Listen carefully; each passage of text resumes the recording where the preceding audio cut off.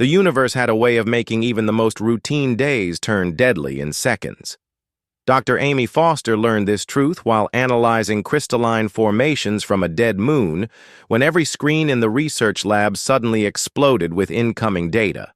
The signal hit their ship like a tsunami of desperate mathematics, overwhelming their receivers and causing half the instruments to spark and smoke. Rex Turner felt the ship shudder under the electronic assault and sprinted from the engine room, where he had been fixing yet another coolant leak. As captain of the Horizon's Edge, he had seen plenty of strange things in the outer rim systems, but nothing quite like this. The entire communications array was screaming warnings, and his crew looked terrified. Amy wiped sweat from her forehead as she fought to make sense of the incoming transmission. Languages were her specialty, but this signal contained mathematical concepts she had never encountered. The structure was alien, yet somehow familiar, as if someone had taken human communication theory and twisted it into impossible shapes. She could feel a headache building as her brain tried to process the cascading information. "What are we looking at?" Rex asked, watching the data streams flow across multiple screens. The signal was not directed at them specifically, but broadcast, in every direction like a drowning person screaming into the void. Whatever had sent this message was either very desperate or very powerful. "It's a distress call," Amy said, her voice barely above a whisper. "But not like anything in our databases. The mathematical framework suggests multiple species working together, sharing communication protocols. They're calling themselves the Kalani, and they're begging for help from anyone who might be listening." The translation software finally began making progress, and what emerged chilled everyone in the room. The Kalani were under attack by something they called the Devourers, ancient machines that consumed entire planets. Not conquered or destroyed, but literally eaten until nothing remained except empty space and gravitational echoes. Rex studied the tactical data included in the transmission. 3 worlds had already vanished completely, their populations numbering in the billions. The remaining 4 planets were frantically evacuating their populations to orbital stations, but the Devourers were adapting, learning to consume space installations as efficiently as they devoured planetary surfaces. "They mention humans specifically?" Amy said, highlighting a section of the decoded message. "Apparently, there are rumors about us spreading through deep space trading networks. They've heard that humans are different, dangerous. They're hoping we might know how to fight something like this." The irony was not lost on anyone present. Humanity had spent centuries fighting each other with increasingly creative and devastating methods. Their weapons were designed to counter human intelligence, human tactics, human desperation. Every ship carried armaments built to fight the most dangerous species they knew, which happened to be themselves. Rex pulled up the navigation charts and felt his stomach drop. The Kalani system was 3 months away at maximum burn, assuming. Their engines held together for the journey. By the time they arrived, the aliens might already be extinct. But the projected course of the Devourers after consuming the Kalani worlds led directly toward human space. "How long before they reach our colonies?" he asked Amy, though he already suspected the answer. Based on their consumption pattern and movement speed, maybe 2 years. Possibly less if they can process the Kalani worlds quickly. Amy's voice was steady, but her hands shook as she worked. "Rex, these things don't negotiate or retreat. They just consume everything in their path and use the resources to build more of themselves." The crew of 23 had signed up for deep space research, not a suicide mission against mechanical horrors from the dawn of time. But Rex looked around the room and saw the same determination in every face. They were human, which meant they were too stubborn to run away from something that threatened their species. "Send a quantum burst transmission back to Earth," Rex ordered. "Full priority, all channels. Tell them we have confirmation of an extinction-level threat heading for human space, and we're moving to intercept. They need to prepare the fleet, as..." The message raced back toward Earth at faster-than-light speeds. Rex made the decision that would change everything. The Horizon's Edge changed course toward the Kalani system, its engines pushing well beyond safe parameters. They were one small research vessel against ancient machines that had consumed galaxies, but they were also human. Amy continued working on the translation, uncovering more details about the Devourers. They seemed to be self-replicating machines, from a dead civilization, programmed to consume and expand without limit. The Kalani had never encountered anything like them because such things were impossible in a universe governed by peaceful cooperation and mutual understanding. The aliens had spent millennia developing art, philosophy, and science while living in harmony with dozens of other species. They had no concept of total war, no understanding of weapons designed to completely annihilate an enemy. Their most powerful defensive systems were built to redirect asteroids or contain solar flares, not fight something actively trying to kill them. Rex realized the horrible truth as he studied their defensive capabilities. The Kalani had called for help because they were completely helpless. Their technology was advanced but peaceful. Their society was sophisticated but naive. They were sheep asking wolves for help against other wolves, not understanding what that request really meant. "Captain," Amy said quietly, "I don't think they understand what they're asking for. The message talks about seeking wise counsel and advanced technology. They think we might be able to negotiate with the Devourers or develop some kind of technical solution." Rex laughed bitterly. Humans did not negotiate with existential threats, and their technical solutions tended to involve increasingly large explosions. If the Kalani wanted salvation from mechanical monsters, they were going to get it in the most violent way possible. The question was whether they would consider the cure worse than the disease. As the Horizon's Edge pushed deeper into space, its hull groaning under the strain, Rex sent another message to Earth with a simple addition to his previous transmission.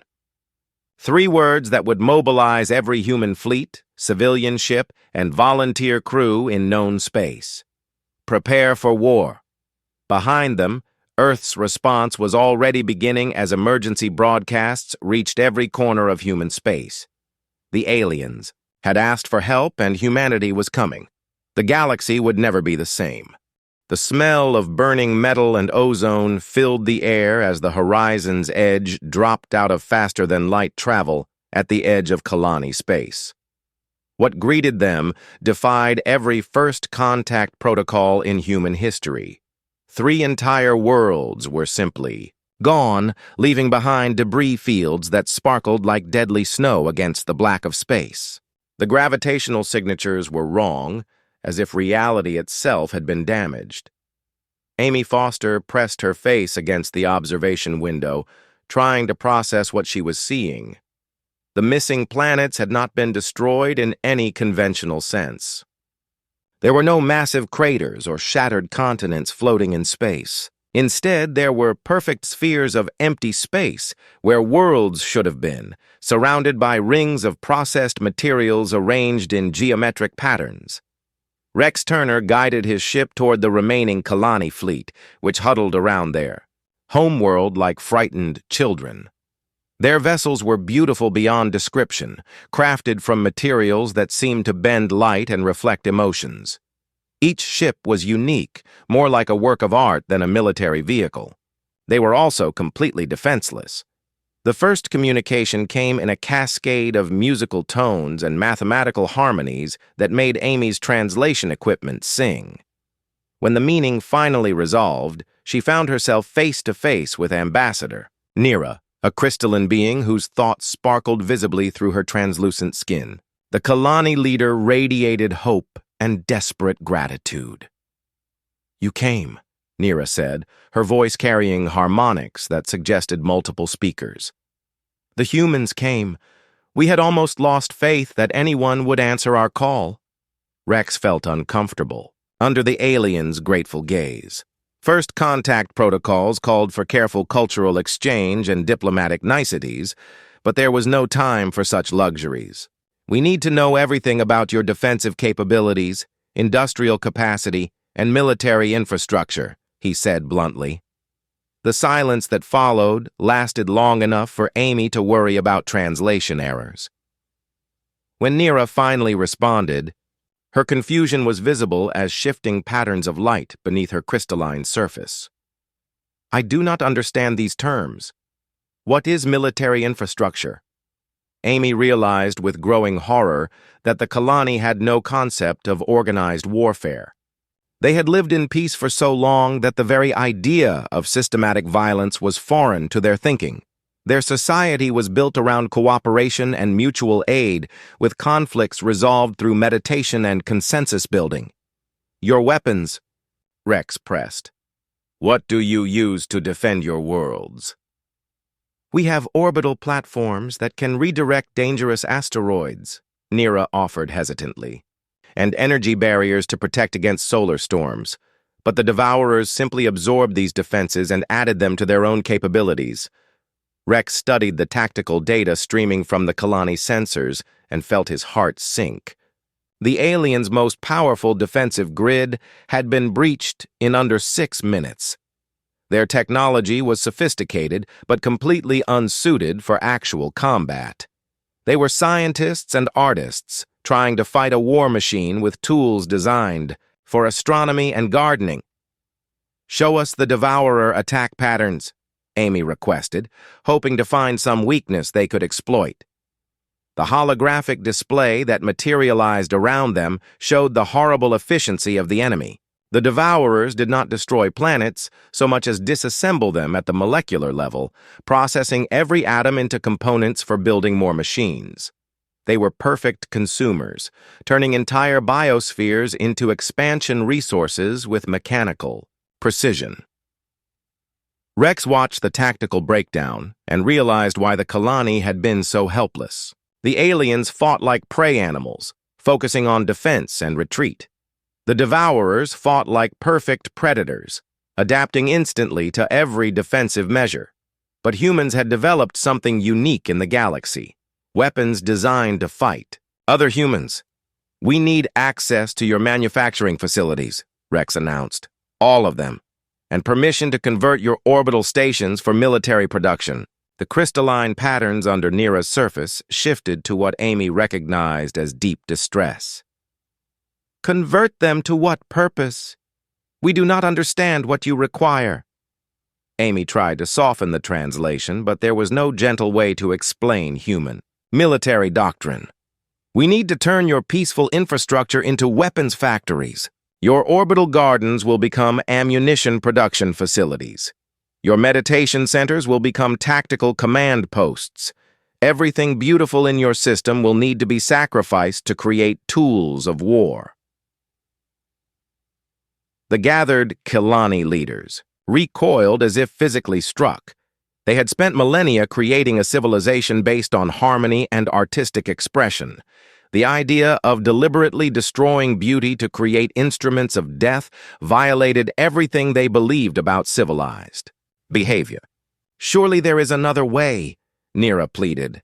"Could we not negotiate with these Devourers? Find some common ground for peaceful coexistence?" Rex's laugh was harsh enough to make the aliens flinch. "You can't negotiate with a force of nature. These machines exist to consume and expand. They have no politics, no culture, no desires beyond growth. The only language they understand is superior firepower." As if summoned by his words, the Kalani sensors detected incoming movement at the system's edge. Devourer scouts were probing the outer planets, testing defenses and analyzing resources. The aliens had perhaps days before the main force arrived. "You called for help from humans," Rex said firmly.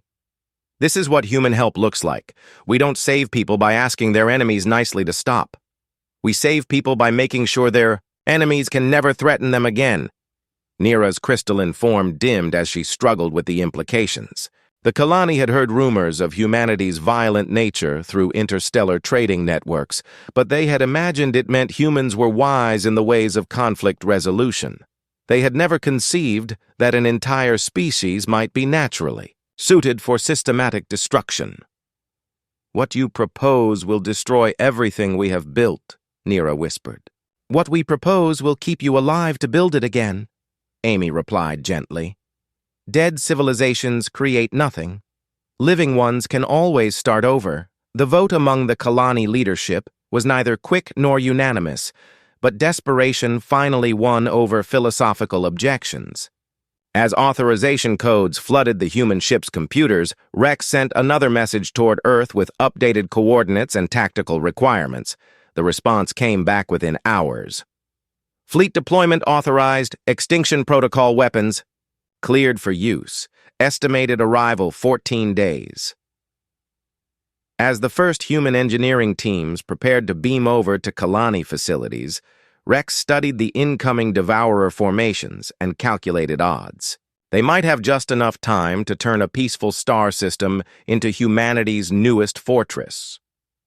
Whether the Kalani would thank them afterward was another question entirely. The aliens had asked for salvation, and humanity was about to deliver it in the most violent way possible. The sound of industrial construction never stopped echoing through what had once been the Kalani's most beautiful city.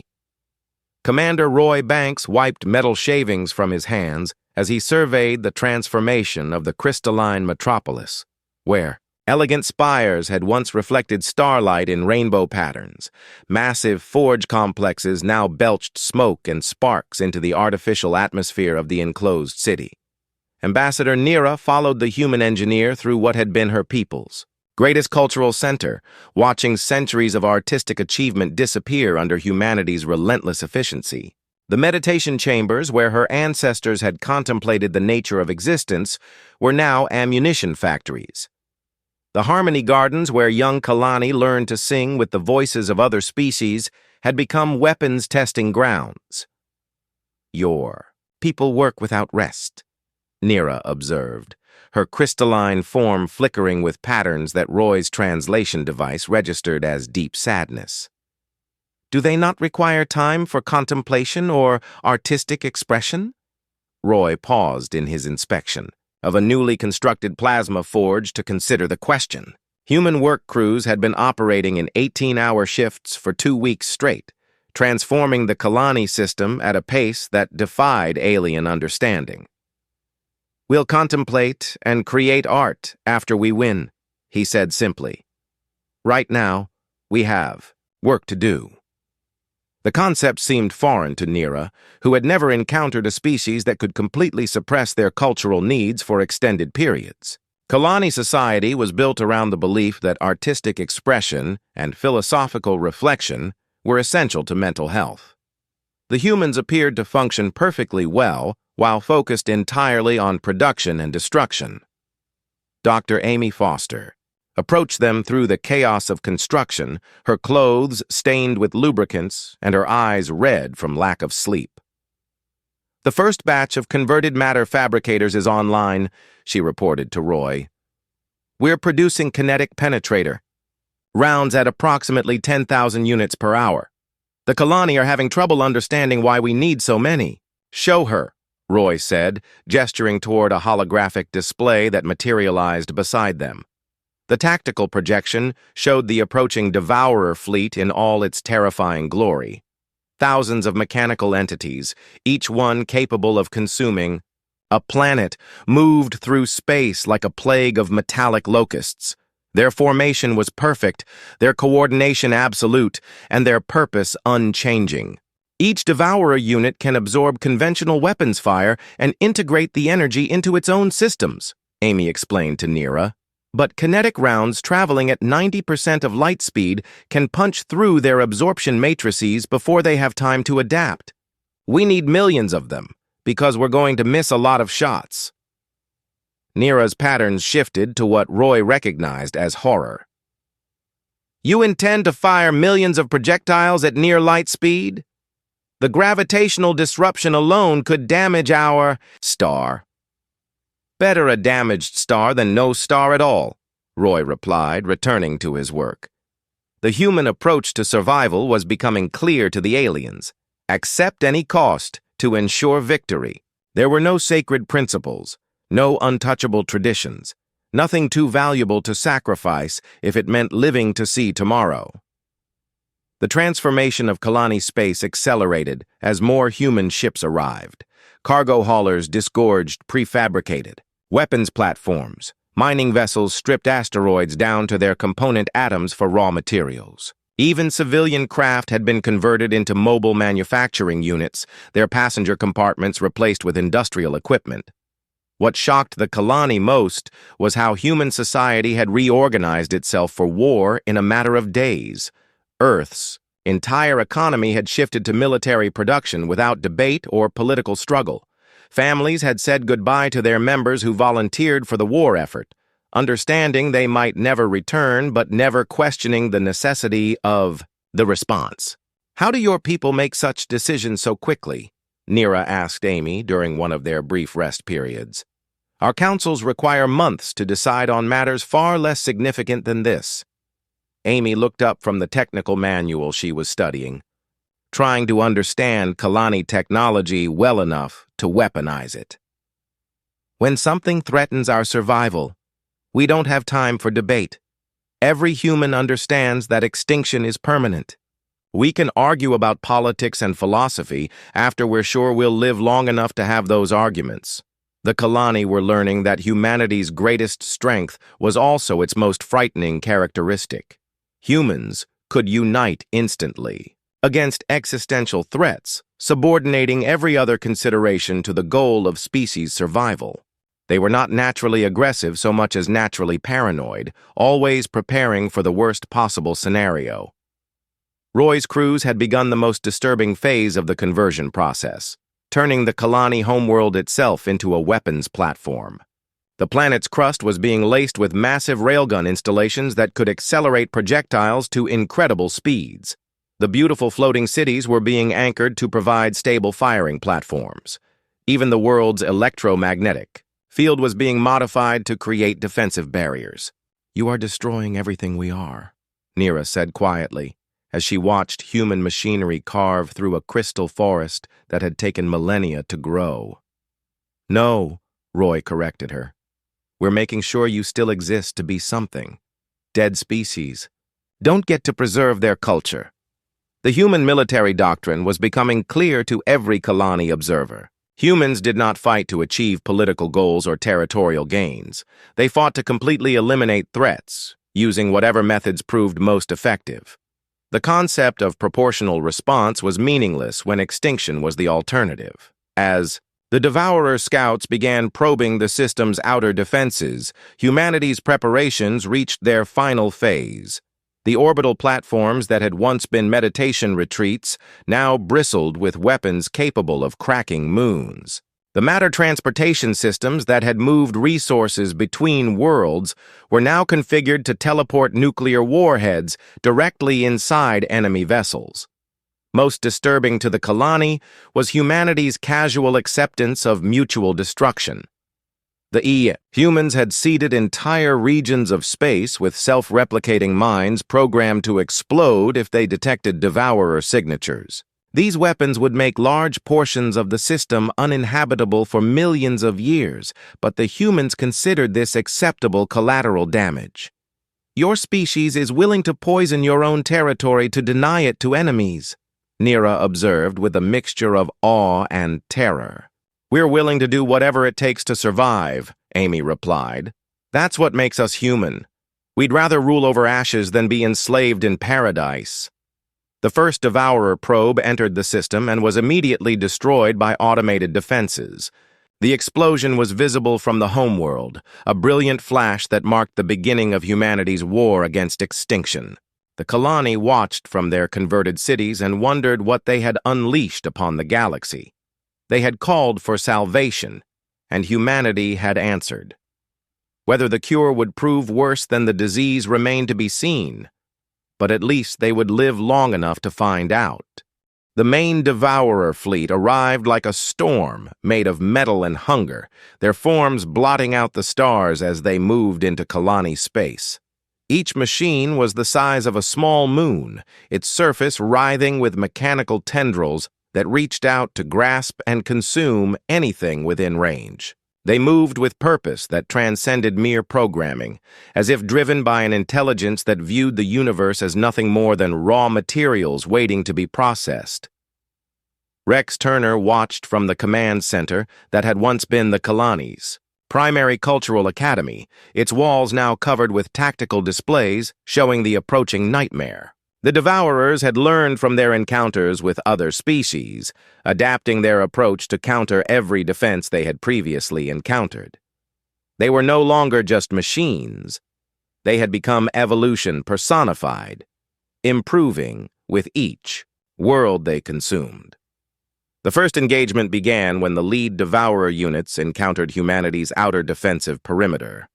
The aliens had expected the same pattern they had seen countless times before. Initial resistance followed by rapid absorption of defensive technologies. Instead, they met something that defied their accumulated experience. Human weapons did not follow the logical patterns that other species used. Where most civilizations built defensive systems designed to repel or redirect enemy forces, humans had created weapons designed to completely annihilate their targets. The first wave of kinetic projectiles struck the Devourers at near light speed, punching through their adaptive hulls before their absorption matrices could analyze and counter the attack. Commander Roy Banks coordinated the assault from deep. Inside the fortified homeworld, his voice calm despite the chaos erupting around them. Fire control. Begin rotating ammunition types. Don't give them time to adapt to any single approach. Engineering. Prepare the phase displacement weapons for close-range engagement. The Kalani observers watched in stunned silence as human tactics unfolded. Every weapon system was designed with the assumption that the enemy would adapt to counter it, so the humans constantly shifted between different approaches. Kinetic rounds were followed by plasma bursts, which were followed by exotic matter warheads that operated on principles the aliens could barely understand, but the Devourers were learning, just as they always did. Within minutes of the first successful attacks, they began deploying countermeasures, their hulls reconfigured to deflect high-speed projectiles. Their energy absorption systems adapted to handle different wavelengths of directed energy. They began moving in patterns designed to minimize damage from area effect weapons. They're adapting faster than projected, Amy Foster reported from her position at the Tactical Analysis Station. Conventional escalation won't be sufficient. We need to implement something they can't predict or counter. Rex nodded grimly and activated the communications system that linked him to every human ship in the system. All units, you are authorized to implement the Extinction Protocol. I repeat, Extinction Protocol is now active. Make them regret picking a fight with humans. What followed would be remembered across the galaxy as the moment humanity revealed its true nature. The Extinction Protocol was not just a weapons system. It was a philosophy of warfare that rejected every civilized constraint on violence. Humans would not simply defeat the Devourers. They would ensure that nothing like them could ever threaten humanity again. The first phase involved weapons that violated the basic laws of physics as understood by most species. Human ships began deploying devices that collapsed local space-time, creating gravitational anomalies that crushed everything within their range. They detonated exotic matter bombs that turned portions of space into zones where the fundamental forces no longer operated predictably. The Devourers found themselves facing something unprecedented, an enemy willing to damage reality itself to achieve victory. Human vessels rammed their opponents while self-destructing, their crews singing death songs over open communication channels as they turned their ships into massive bombs. The mechanical entities had no frame of reference for such behavior. Commander. Banks watched the tactical display as human fighters phased directly inside Devourer hulls, using technology borrowed from the Kalani and weaponized beyond recognition. The aliens' matter transportation systems had been designed to move resources safely between locations. Humans had converted them into delivery systems for weapons that turned the Devourer's own absorption capabilities against them. Phase insertion successful. reported Lieutenant Kate Miller from her fighter cockpit deep inside a Devourer vessel. "Deploying recursive absorption charges now. This thing is about to learn what it feels like to be consumed." The explosion that followed was visible across the system as the Devourer unit literally consumed itself, its absorption matrices tricked into processing their own vessel as enemy material.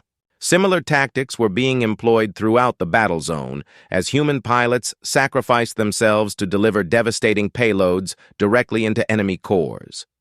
But the true horror began when the Devourers started adapting to human tactics.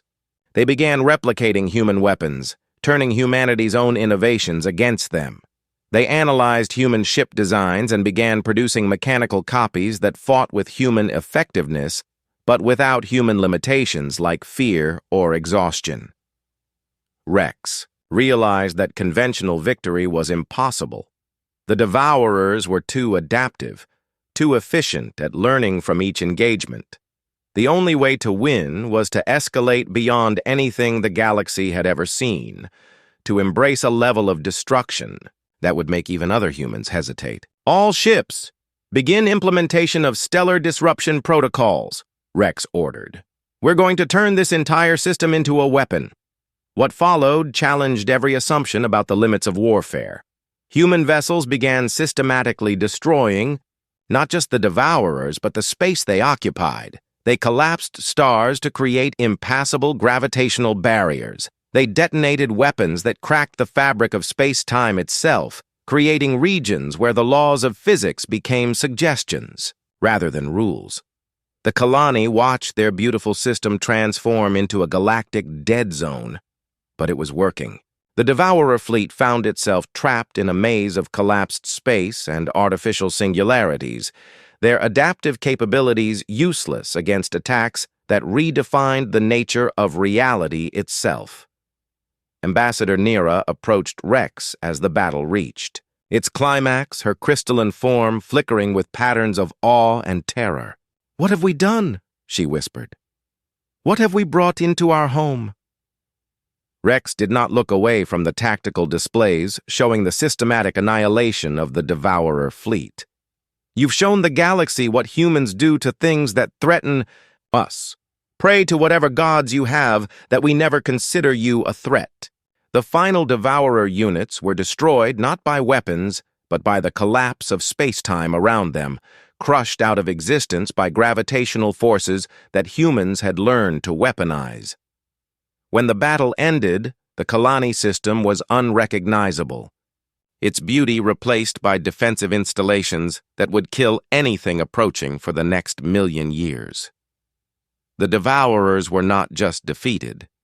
They were annihilated so completely that no trace remained except the scars their destruction had left on reality itself. Humanity had won, but the cost was the transformation of an entire star system into a monument to the necessity of overwhelming violence. 6 months after the battle ended, the Horizon's Edge prepared to depart from what had once been Kalani space. Dr. Amy Foster stood in the observation lounge that had been her workplace for over a year, looking out at a star system that bore no resemblance to the peaceful confederation she had first encountered. The remaining worlds were fortress planets now, their surfaces covered with weapon installations and defensive barriers that could repel invasions from across the galaxy. The Kalani themselves had changed as well. Ambassador Nira no longer displayed the bright patterns of curiosity and artistic joy that had characterized her people. Instead, her crystalline form showed the steady, determined glow of beings who had learned that survival required constant vigilance. They were still peaceful by human standards, but they were no longer naive. Rex Turner reviewed the final reports from the system conversion project as his crew prepared for departure. The Kalani had not just been saved, they had been transformed into humanity's first alien allies, whether they fully understood what that meant or not. Their technology was now integrated with human weapon systems, their worlds fortified with defenses that could hold against almost any conceivable threat. The engineering teams estimate it will take them 50 years to fully understand all the systems we've installed. Amy reported. But the basic defensive protocols are automated. They won't need to maintain most of it themselves. The transformation had been necessary, but Rex wondered if the Kalani would thank them for it in a century or two. Their beautiful worlds were now armed camps, their peaceful society forever marked by the knowledge of what it took to survive in a hostile universe. They had gained security at the cost of innocence. As the human ship prepared to enter faster than light, travel communications arrays across the galaxy buzzed with rumors and reports. The story of humanity's response to the Kalani distress call was spreading through trade routes and diplomatic networks, growing with each retelling until it had achieved the status of legend.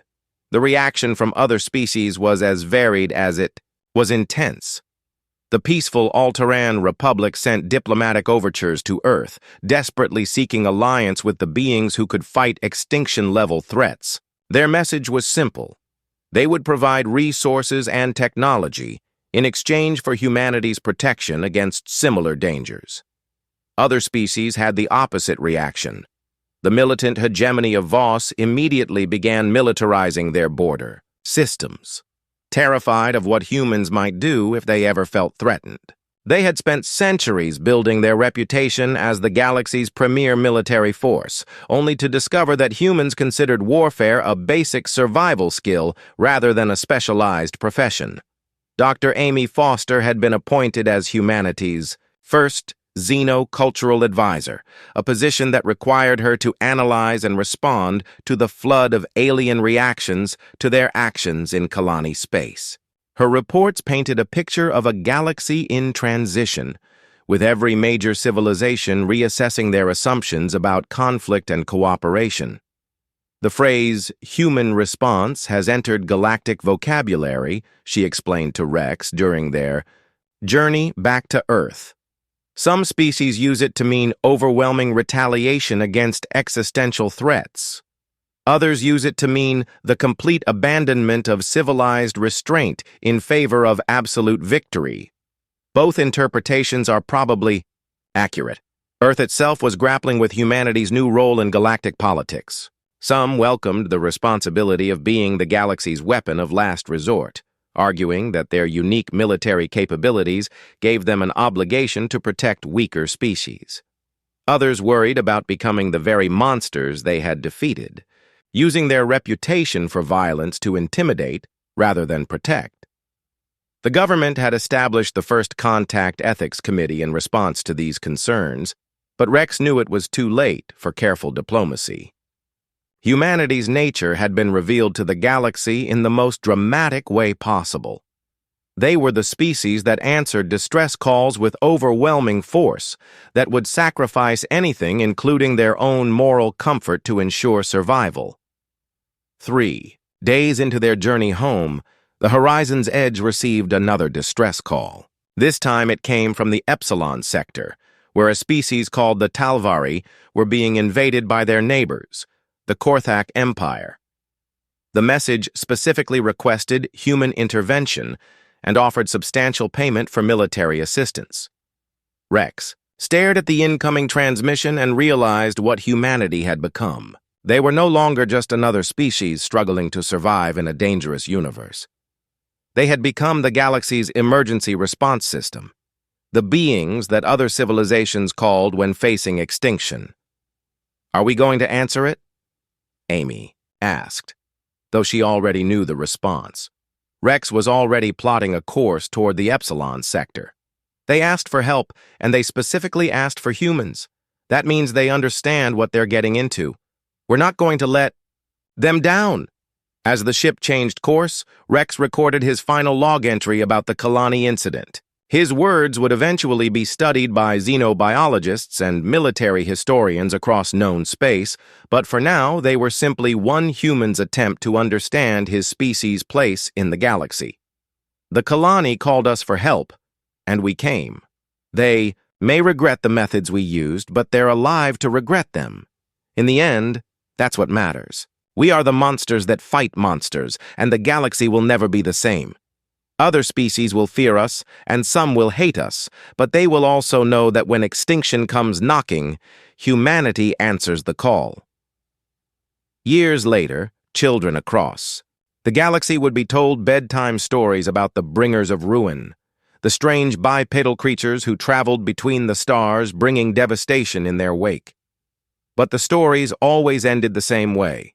When the humans arrived, somehow, the good guys always survived. The monsters were destroyed, the innocent were protected, and the universe continued spinning. Humanity had found its purpose among the stars, not as explorers or diplomats or traders, but as the galaxy's last resort against the darkness. They were the species that other civilizations called when facing the unthinkable, knowing that humans would do whatever was necessary to ensure that life continued, no matter how terrible the cost might be.